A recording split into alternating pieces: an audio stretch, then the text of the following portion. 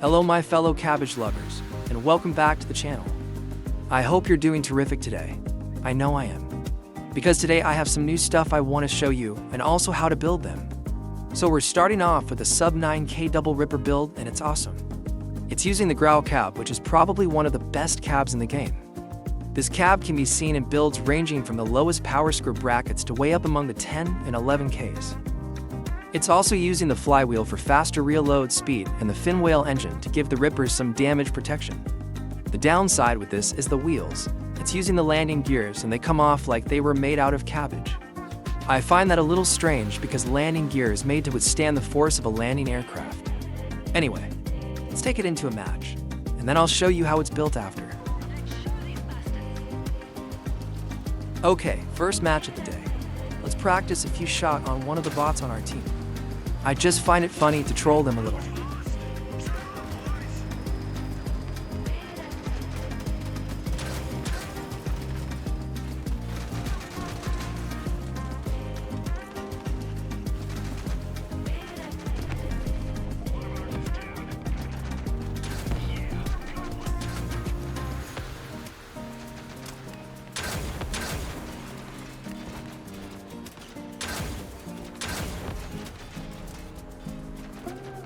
I'm a little out of practice. It's literally my first match today, so it'll only get better from here on, I hope. And I haven't really played the rippers in a while. They are incredibly fun though, so later today I'm gonna let it rip.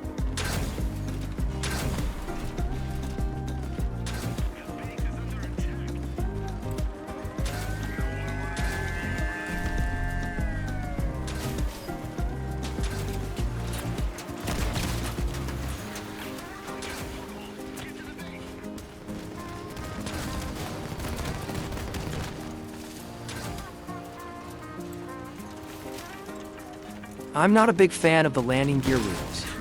They fall off before you can say cabbage, so I think I want to sacrifice some armor on this build to have better wheels.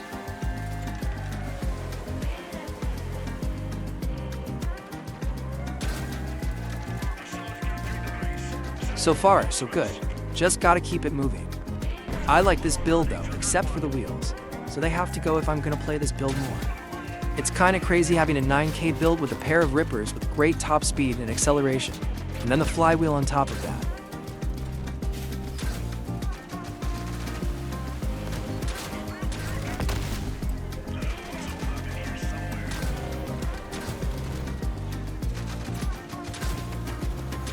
Good game, well played.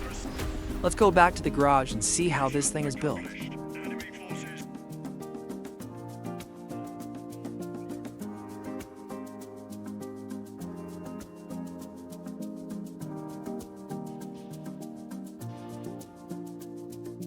You'll see that this build has a lot of heavy armor underneath, so I'm thinking about removing that and put on some hermit wheels instead, or maybe buggy wheels to go with the fin whale engine. But for now I'll just show you the build as it is.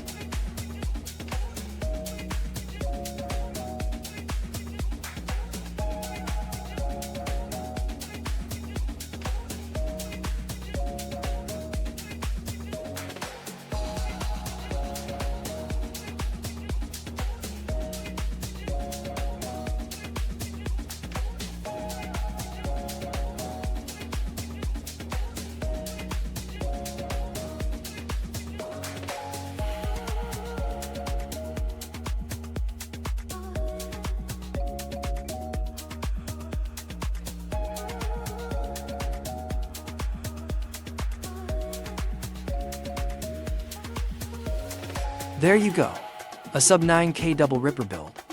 Let's take a look at the next build in today's video. This is my sub 9K triple Aurora hover. It's using the photon cab and a fin whale engine, and an Aquilo radiator to extend the time we can shoot the guns before they overheat.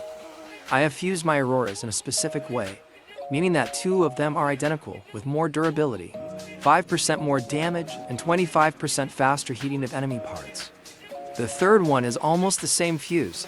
It has durability and thermal rate, but instead of the extra damage it can be fired 10% longer. Because the weapons are fused like that, it's easier to keep the perk up on the Aquilo in theory. When you get into a match though, you almost never have the time to shoot for that long. Now that we spend ammo shooting lasers, we have to keep that in mind too. I'll show you what it looks like on a target standing still and not attacking me.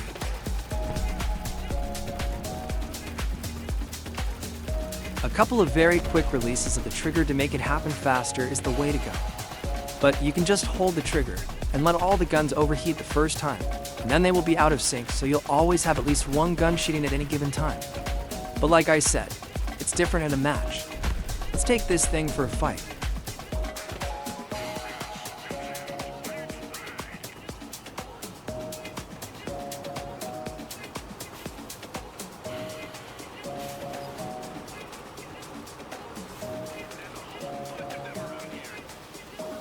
A triple Aurora build can do some serious damage to an enemy. I feel like most of the time your job is to strip the enemies from their weapons, but that's where the Auroras shine. I've been thinking about making a new build with the same setup that's not a hover, because if one of your hover engine falls off, you'll be heavily crippled. So, wheels or tracks feels like a better option right now.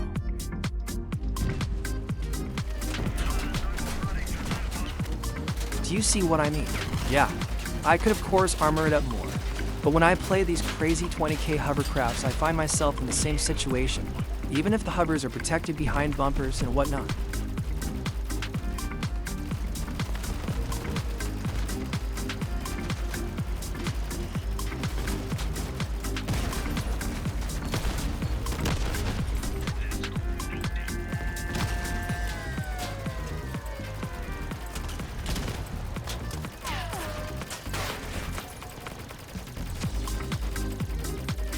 At least I managed to disarm one of them, so I've done my job. But I only have one hover left, and I can hardly move. At least I turned into a chicken nugget on the enemy cap.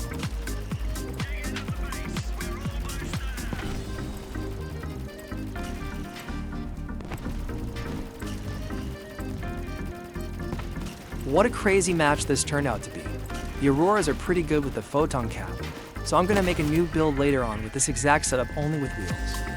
I've seen a couple of them going around lately, but for now we'll go back to the garage, and I'll show you how I built this one.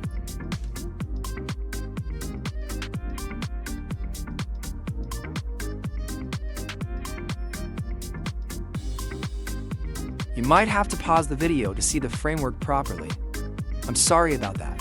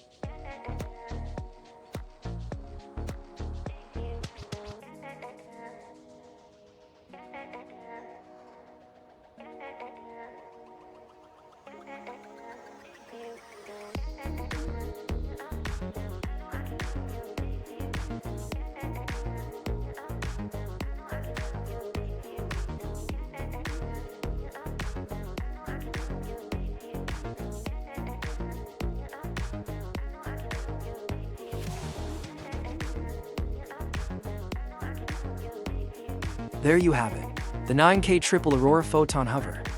It's a decent build. I think you'll recognize the last build in today's video.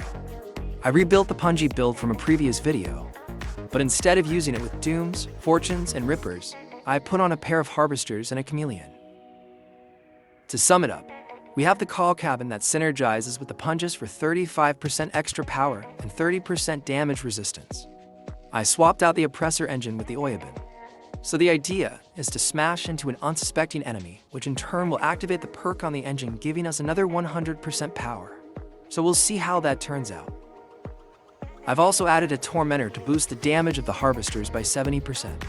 And hopefully the enemies will melt when I hit them. At this point, I haven't tested this build yet, so this is about to get interesting.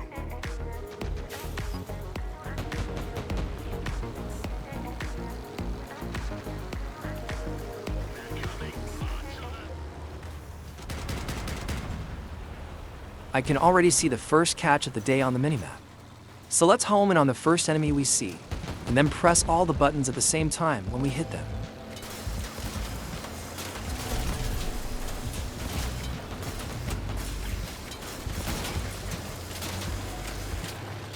If I could make this TTS laugh, you would hear a brutal Norwegian Viking laugh right now.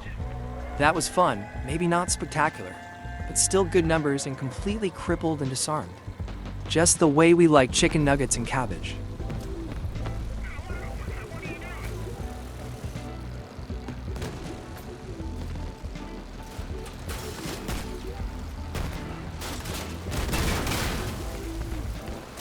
This is the first match in over a year since I played the Harvesters, and I can't help thinking that the baby tracks would be really nice on this build. Okay, I'm screwed now after getting caught on the side like that from the triple whirl build. But it happens a lot when playing melee because other enemies will crash into you to help out their teammates. So let's do one more match.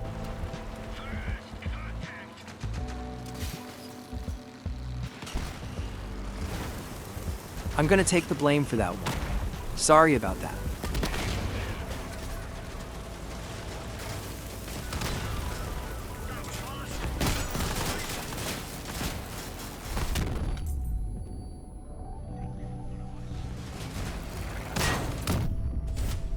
They do melt, that's for sure. I could get used to playing this build. It's actually not that bad. Thanks to one of you commenting on this when I made the video of the other version, we now have a very good melee build.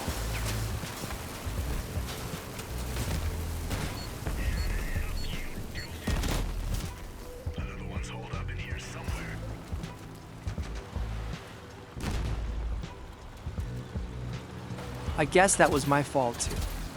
Let's just back it up and let them through. The last one is a runner anyway, so I'm gonna magically appear at the enemy base. Good game. Let's head back to the garage so I can show you how this thing is built.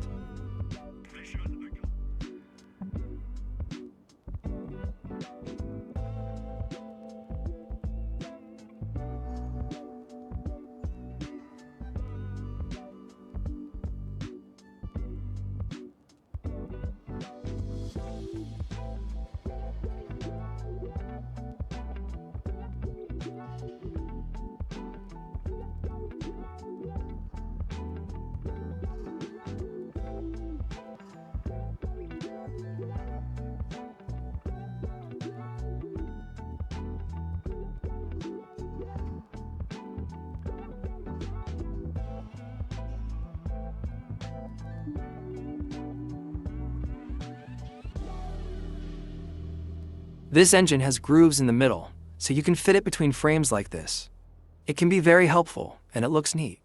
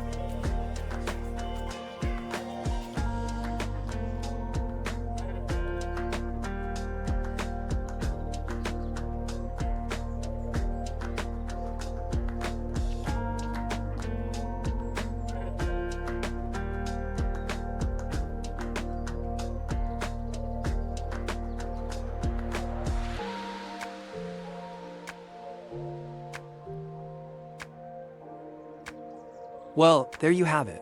We made it to the end of another video, and I hope you enjoyed it. If you did, I hope you leave a like, and please subscribe if you haven't already. It's completely free for you, and it motivates me to make more videos, and it removes the smell of old cabbage. Anyway, I wish you a fantastic day wherever you may be, and I really mean that. See you in the next one. Peace out.